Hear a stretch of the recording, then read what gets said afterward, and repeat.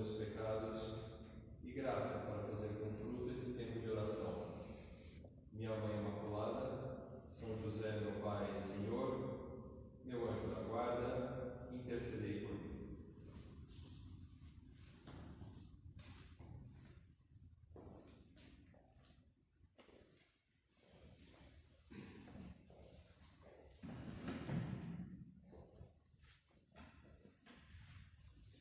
Hoje vamos fazer a nossa meditação sobre a vida de Cristo, a importância de conhecer a vida do nosso Senhor Jesus Cristo. E nada melhor, já que esse é o tema da meditação, do que contemplar algumas cenas da vida de nosso Senhor. Pensava que pode nos ajudar a começar com uma cena que aconteceu em Jerusalém, numa das grandes festas dos judeus. Os judeus tinham 3 grandes festas cada ano: a Páscoa, depois o Pentecostes. Essas duas é fácil um católico se lembrar, porque ele também comemora essas 2 festas. Mas depois tem uma outra festa que fica um pouco esquecida, que era a festa dos tabernáculos, ou festa das tendas, que eles comemoravam os 40 anos que eles passaram no deserto, desde o Egito até a Terra Santa. E por ocasião dessa festa, Jesus vai a Jerusalém. Ele vai a Jerusalém e ali ele encontra uma multidão que está sedenta por ouvir a palavra dele. E muitos começaram realmente a crer que Jesus era o Messias tão esperado. E São João nos conta que muitos dentre a multidão acreditaram nele e diziam: quando vier o Messias, fará maior número de prodígios que os que este fez. Considerando o comportamento de Nosso Senhor, o seu caráter, os milagres que ele fazia, começava a pensar nisso. Olha, então ele já deve ser o Messias tão esperado. Esse raciocínio simples que aquelas pessoas faziam, claro, começou a despertar o ódio em algumas pessoas.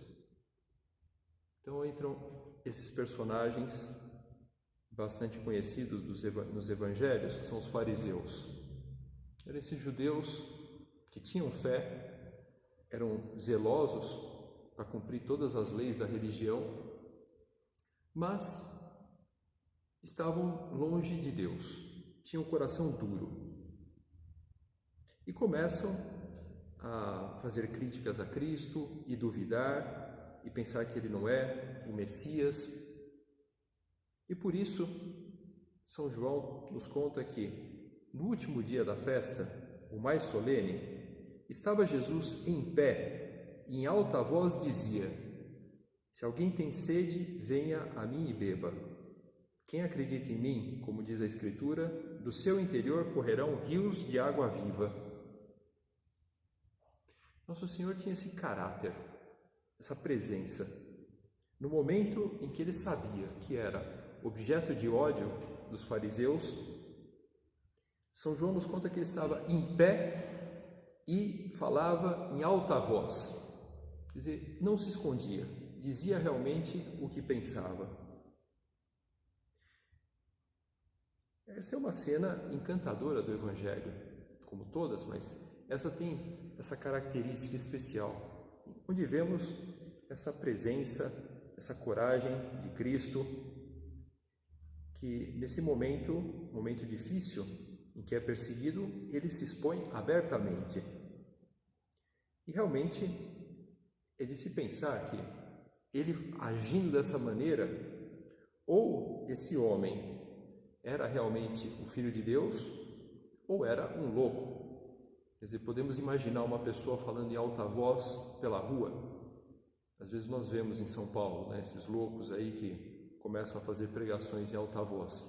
Você vai ao centro de São Paulo, ali você encontra uma diversidade de tipos humanos assim bastante peculiar, e não é difícil de você encontrar alguém que está falando que coisas as mais disparatadas em alta voz. Mas não era o caso de Nosso Senhor, porque aqui ele estava sendo perseguido e insistia, dizendo que ele tinha essa água viva. A ponto que esses fariseus que odiavam Nosso Senhor enviam guardas para prendê-lo. E São João continua contando essa cena dizendo: mas nenhum dos guardas pôs as mãos sobre ele. Eles voltaram para os fariseus, que lhes perguntaram: por que não o trouxestes preso? E os guardas responderam: nunca homem algum falou como este homem. Realmente, quando paramos para pensar e meditar um pouco, como estamos fazendo agora na nossa oração, nessas cenas do Evangelho, são cenas surpreendentes. Pensar que os guardas que iam prender Cristo, quando ouvem a sua pregação, quando veem aquele homem com tanta força de caráter, não conseguem prendê-lo. Quer dizer, isso não é lógico. O normal é que se um grupo de guardas vai prender alguém, prende efetivamente, a não ser que aquela pessoa esteja armada, reaja, tenha um grupo de seguidores armados também, mas não era o caso. Naquele momento, podiam perfeitamente ter prendido Cristo. Simplesmente pelo seu porte, foi suficiente para que eles não conseguissem realizar a prisão. E voltaram dizendo: nunca homem algum falou com este homem. Tudo isso nos leva a querer conhecer melhor a vida de Cristo. Essa vida tão encantadora, essa vida tão atraente. Pensar que, se nenhum homem falou como esse homem, hoje o que nós podemos fazer é querer conhecer melhor. Querer descobrir, mas por que as pessoas ficavam tão atraídas por Cristo? Cristo realmente, nós vemos nos Evangelhos, em diversos momentos, como que as pessoas buscam a Cristo, como vão se aproximando dele, às vezes, no começo, de forma um pouco incerta, com um pouco de receio, sem saber bem quem que é, mas vão descobrindo que ali havia alguém muito especial. E essa pode ser já a primeira ideia da nossa meditação. Por que ler a vida de Cristo? Por que ler os Evangelhos? Por que querer conhecer melhor tudo o que ele fez? Não é só uma questão de curiosidade histórica. Alguém poderia pensar: não, mas eu poderia ler a vida de algum personagem histórico muito importante, desde Júlio César até Winston Churchill, e isso seria interessante, ia ser para mim um enriquecimento cultural, portanto também vale a pena ler a vida de Cristo. Quer dizer, se uma pessoa pensasse assim, teria uma visão muito pequena, muito pobre. A vida de Cristo é interessante não só por uma questão de conhecimento, um pouco de cultura geral, que também faz falta hoje em dia, né? Mas é por um outro motivo. Esse motivo, como dizíamos, que a figura de Cristo atrai, ao mesmo tempo que é acolhedora, é convidativa. Podemos também recordar uma outra cena que nos ajuda também e nos estimula a querer conhecer melhor a vida de Cristo, a ler o Evangelho com mais atenção. E é uma cena que nós podemos nos identificar muitas vezes com esse personagem. Também é uma cena contada por São João, no seu capítulo 4, que é um longo capítulo de um longo diálogo de Nosso Senhor com uma mulher. A cena é muito conhecida. Eu descrevo rapidamente, vou lendo aqui algumas frases de Cristo e também dessa outra mulher. Jesus decide voltar de Jerusalém para Galiléia, para sua terra. Então ele faz essa viagem rumo ao norte e havia duas possibilidades de fazer essa viagem. Ele podia fazer junto ao Rio Jordão ou ele podia cortar por um caminho mais curto, passando por dentro da Samaria, que era um território árido, com pouca água e uma região assim um pouco misteriosa para os judeus. Porque esse povo, os samaritanos, eles eram persona não grata aos judeus. Eram antigos judeus que tinham se misturado com outros povos e, ao mesmo tempo, eles cultuavam outros deuses. Então, o judeu ortodoxo, que vivia bem a sua religião, tendia a desprezar os samaritanos. Mas, ao mesmo tempo, os samaritanos tinham coisas boas. Era um povo piedoso. Eles tinham construído um templo que se conta que era tão grande quanto o de Jerusalém. Mas havia bastante confusão religiosa ali. E Nosso Senhor, em um ponto da viagem, está passando por uma cidadezinha chamada Sicar, que parece que a única coisa importante da cidade era um poço de água. Bem, não era pouca coisa, porque era um deserto tudo aquilo, então o poço de água acabava sendo a referência para muitos viajantes. E o que acontece é que Nosso Senhor fica sentado do lado do poço e os seus apóstolos vão até a cidade comprar alimentos. Também isso já é uma situação um pouco singular. Por que Nosso Senhor fica sozinho junto ao poço? Normal é que, se ele estivesse muito cansado, como realmente estava, também algum dos apóstolos ficasse com ele. Mas provavelmente ele deve ter insistido, ele queria ficar sozinho. E depois, lendo o Evangelho, nós descobrimos qual é o motivo. Ele está ali e chega uma mulher para buscar água naquele poço. E, como era uma samaritana, era de se esperar que Jesus, que era judeu, não falasse com ela. Os judeus não dirigiam a palavra aos samaritanos. Mas, para surpresa daquela mulher, ela ouve as palavras: "Dá-me de beber." Cristo olha para ela e pede água. Não só ele, judeu, começa a falar com ela, samaritana, uma coisa inusitada, mas, ao mesmo tempo, ele se coloca numa posição inferior, na posição de quem necessita de alguma coisa, posição de quem está pedindo. Isso acontece conosco também hoje em dia. Às vezes é fácil pedir alguma coisa a um amigo, a uma pessoa que nós temos confiança. Mas imagina você tendo que pedir uma coisa a alguém em que você sabe que a relação não é muito boa, que você não tem aquela amizade, pelo contrário, você sabe que aquela pessoa olha para você com muita desconfiança. Mas Jesus se põe nessa situação, pede água, e ela fica espantada. Mas como que ele, sendo judeu, pede a ela, que é samaritana, água? Mas Jesus, o que ele quer é provocar um diálogo com ela. E ele vai dizendo: olha, eu na verdade, eu tenho uma água. E se você conhecesse, essa água que eu tenho, você ia ficar admirada. E chega a dizer a ela: se conhecesses o dom de Deus, e quem é que te diz, dá-me de beber, certamente lhe pedirias tu mesma, e ele te daria uma água viva. Começa a explicar, de uma forma que também vai atraindo um pouco a atenção dela. Vai dizendo: olha, eu tenho uma água viva. Então esse diálogo é um diálogo assim bastante peculiar, porque ele começa pedindo água, depois ele diz que tem uma água, e aí quando ela compreende o que ele está falando, que ele já não está mais falando da água material, da água do poço, mas ele começa a falar da vida espiritual, que ele tem alguma coisa, ela começa a ficar encantada com aquilo e pede: Senhor, dá-me dessa água para eu não ter mais sede, nem ter de vir aqui tirá-la.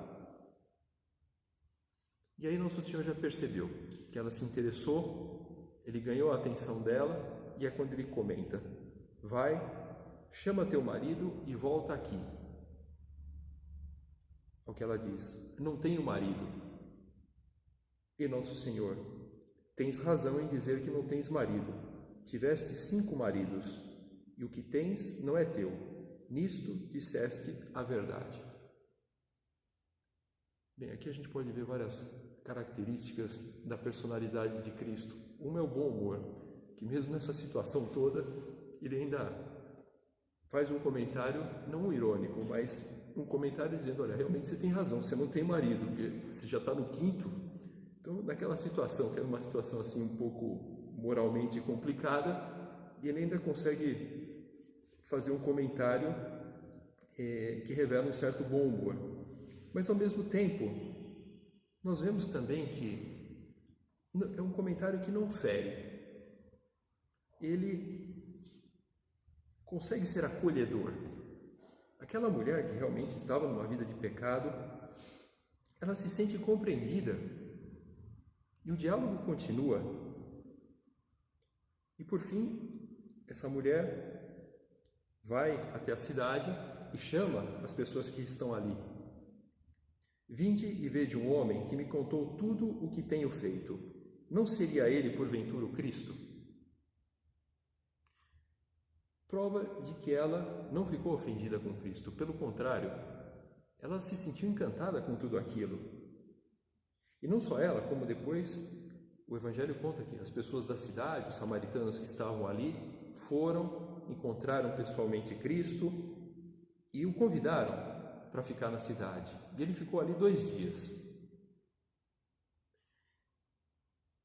Como dizíamos, Cristo é uma personalidade acolhedora. É uma personalidade que compreende.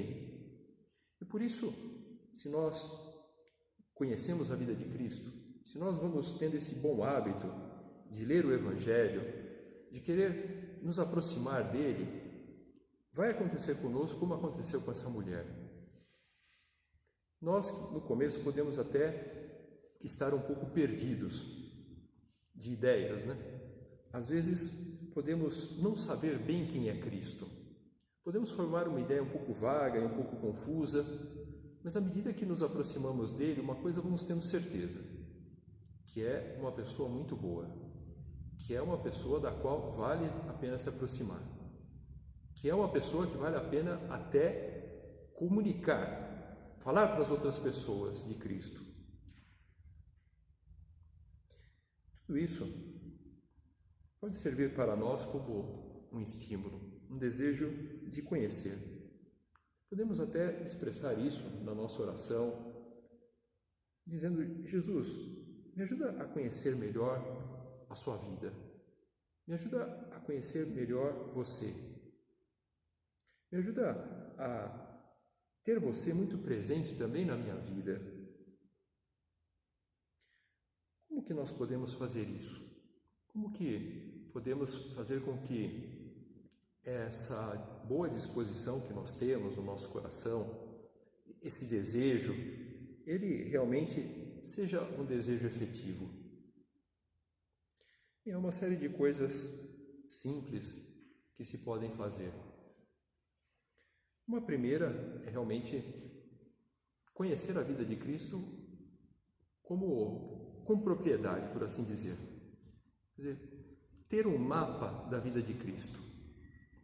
Assim como uma pessoa diz que conhece uma cidade, quando ela tem um mapa mental daquela cidade, mesmo São Paulo, que é uma cidade grande e bastante caótica, nada contra São Paulo, eu sou de São Paulo, mas uma pessoa diz que conhece a cidade quando forma um mapa dela, quando ela conhece pelo menos o principal, as principais avenidas, os principais locais, sabe mais ou menos se deslocar. Depois é verdade, ela precisa usar também o Google e buscar mais informação, mas ela se posiciona. A primeira coisa é conhecer a vida de Cristo dessa maneira, ter uma certa noção dos principais momentos, dos principais acontecimentos da vida de Cristo. Não pode acontecer conosco o que me contava uma vez um amigo, que aconteceu com ele. Ele dizia que viu isso numa reunião, numa empresa, que numa discussão, numa reunião de trabalho, alguém disse a seguinte frase: Olha, tudo isso que nós estamos falando é muito importante, mas é necessário lembrar aquela frase de nosso Senhor Jesus Cristo no Evangelho: fazei, mas arcai com as consequências. Bem, frase absurda, porque Cristo nunca falou isso nos Evangelhos. Agora, uma pessoa que não conhece nada dos Evangelhos pode até acreditar nessa frase. Aliás, você pode pegar qualquer frase em português, se você formula direitinho, acertando o verbo, utilizando o pronome vós, que é quase não usado mais em português, pode passar como uma frase do Evangelho, mas isso é falso, isso não está nos Evangelhos. Então, como não cair nessas armadilhas, por assim dizer? Quer dizer, como conhecer a vida de Cristo? Como encontrar resposta para a nossa vida na vida de Cristo? Há um livro muito famoso, é o Crime e Castigo, de Dostoiévski, um livro bastante recomendável e acho que é um livro necessário na formação de universitário, né? Um bom propósito é não acabar a universidade sem ter lido esse livro. E eu não vou dar nenhum spoiler aqui do livro, mas tem um momento da história em que um personagem que está bastante perturbado, que ele não tem paz na sua consciência. Ele, no meio daquela angústia que ele está passando, ele quer muito ler um trecho da vida de Cristo. Então ele pega uma Bíblia, mas ele não encontra aquela passagem. E ele comenta para o outro personagem que está com ele na sala, dizendo: olha, eu quero encontrar a ressurreição de Lázaro. E ele vai folheando desesperadamente o Evangelho e não encontra. E outro personagem diz para ele: Evangelho de São João. E ele pega e começa, ele melhorou um pouco, né? Porque dos 4 evangelhos, pelo menos já estava mapeado qual era.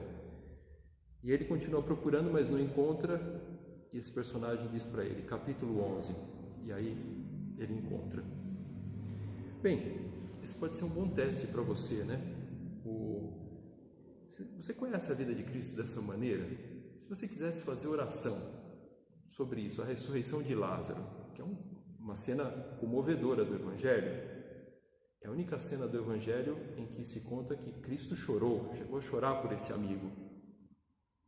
E é uma cena que consola muito uma pessoa quando sabe da morte de um ser querido. Você conhece o Evangelho dessa maneira? Quando você pensa numa cena, você encontra isso tudo é um sinal de que temos uma certa familiaridade com o Evangelho, e se não temos ainda, é bom ter esse desejo de querer conhecer assim, de querer ter uma boa noção de como que são os Evangelhos. Pode ajudar, às vezes, aquilo que se recomenda muitas vezes nos centros do Opus Dei. Por que você não lê todos os dias o Evangelho? Ah, mas eu não tenho tempo. Sim, então a recomendação é leia pouco. Então, tem pessoas que leem 5 minutos por dia. Já sei, uma pessoa que não está habituada a fazer isso pode pensar, bom, mas 5 minutos não é muito pouco? Eu, quando quero ler um livro, eu leio bastante e acabo logo. Sim, mas é que os Evangelhos não se trata de acabar logo. Se você lê realmente bastante tempo, você acaba em pouco tempo, eles não são extensos. A leitura do Evangelho, essa leitura diária, é uma leitura que a parte mais importante é meditar, é contemplar, querer entrar na vida de Cristo. Aliás, essa também é uma expressão do fundador do Opus Dei. Ele fala de ler o Evangelho como se você fosse um personagem a mais, querendo penetrar nas cenas do Evangelho. Outra forma de fazer isso, se alguém não gosta de marcar por tempo, alguns falam, mas padre, parece tão estranho marcar o tempo e depois eu estou no meio ali de um parágrafo, então eu vou cortar. Olha, então faz o seguinte, às vezes eu recomendo da seguinte maneira, leia um capítulo por dia. Se você vai lendo um capítulo por dia dos Evangelhos, são exatamente 89 capítulos. Então, em menos de 3 meses, você consegue ler todos os Evangelhos. Mas o mais importante, como eu dizia, é essa meditação. essa contemplação da vida de Cristo, esse ler querendo contemplar o que nós vemos ali.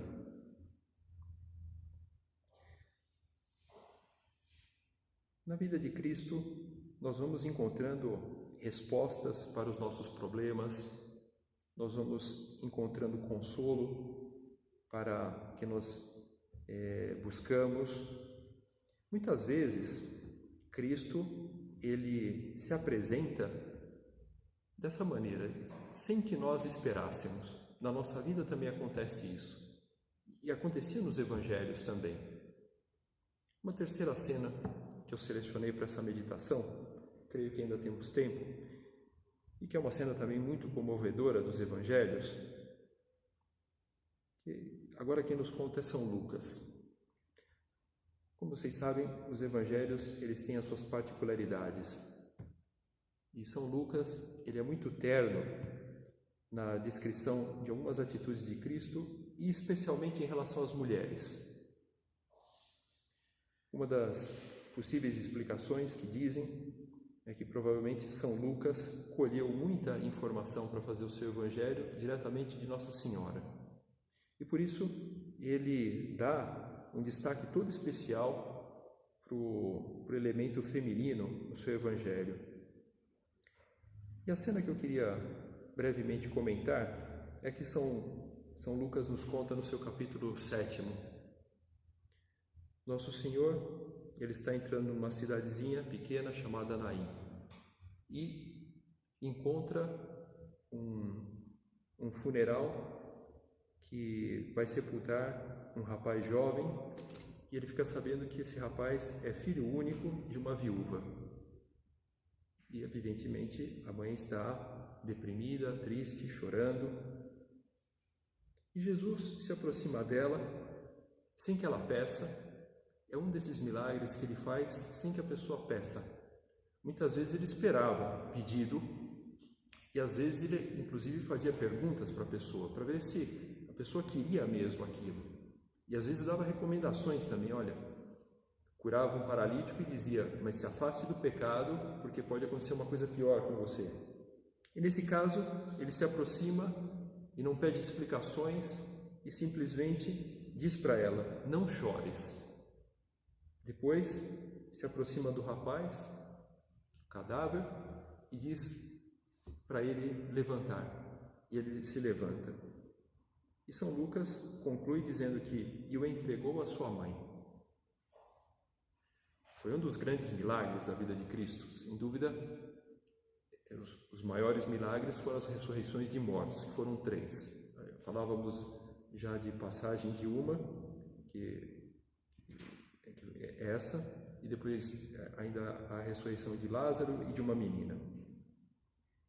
Mas o importante aqui, mais do que o grande milagre da ressurreição, que já é uma coisa grandiosa, o que nos interessa é pensar que esse Jesus que se aproxima dessa mãe, dessa viúva, ele se aproxima de nós também. Ele quer estar conosco. Ele quer também operar milagres na nossa alma. Ele quer também produzir uma ressurreição na nossa alma.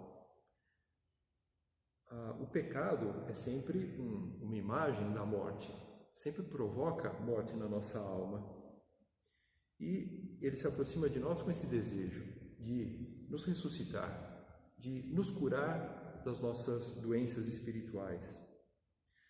Por isso, a forma de querer que ele haja na nossa alma, uma das formas é essa, conhecendo melhor a sua vida.